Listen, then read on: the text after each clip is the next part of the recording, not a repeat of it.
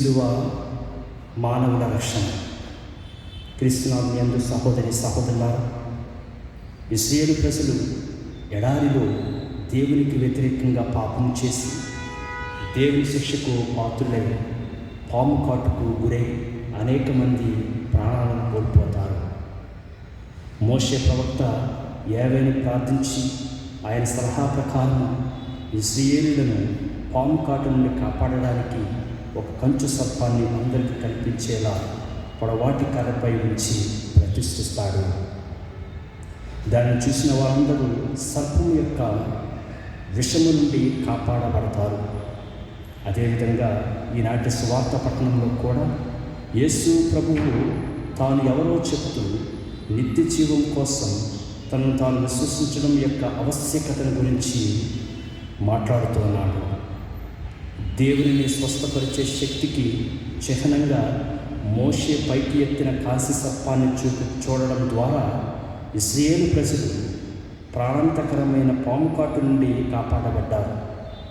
అందరికీ రక్షణ కలిగించడానికి సిలువపైకి తాను ఎత్తబడడం గురించి మాట్లాడేటప్పుడు యేసు ప్రభువు మోషే ఎడారిలో ఎత్తబడడం, ఎడారిలో ఎట్లు సర్పమును ఎత్తెను, ఆయనను విశ్వసించి ప్రతి వాడును నిత్య జీవం పొందుటకు అట్లే మనిషి కుమారుడు ఎత్తబడవలెనని పలికారు.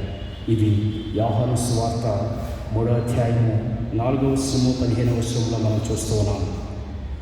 ఉదాహరణకు ప్రియ సహోదరి సహోదరులారా, ఒక ఘోరమైన తుఫాను సమయంలో ఒక నావ సముద్రంలో తప్పిపోతుంది.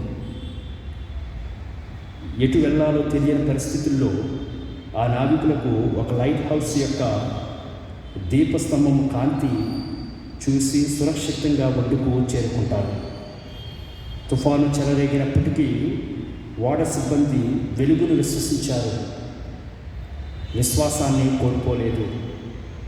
అట్లే మన జీవితంలో ఉండే తుఫాను నుండి మనల్ని రక్షించేటువంటి వెలుగు క్రీస్తు ప్రభువు ఒక్కడే.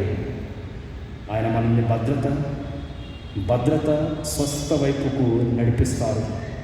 ఒక భక్తుడు అంటాడు, మనం చేయగలిగే పనిని దేవుడు మనకు అప్పగిస్తాడు, ఆ పనిని చేయడానికి దేవుడు మనకు సహాయం చేస్తాడు అని. అదేవిధంగా ఈ తపస్కాలంలో సిలువపై ఎత్తబడిన క్రీస్తు ఆయన వైపు మన యొక్క దృష్టి కేంద్రీకరించి జీవిత తుఫాను నుండి ఆయన మనల్ని రక్షిస్తాడని నమ్మి విశ్వసించి ఆయన రక్షణ పొందుకోవడానికి మన జీవితాన్ని ఆయనకు త్యాగం చేస్తూ సాక్షులుగా జీవించడానికి ప్రయత్నం చేద్దాం. క్రీస్తు సిలువ మానవుల రక్షణ. ఆమేన్.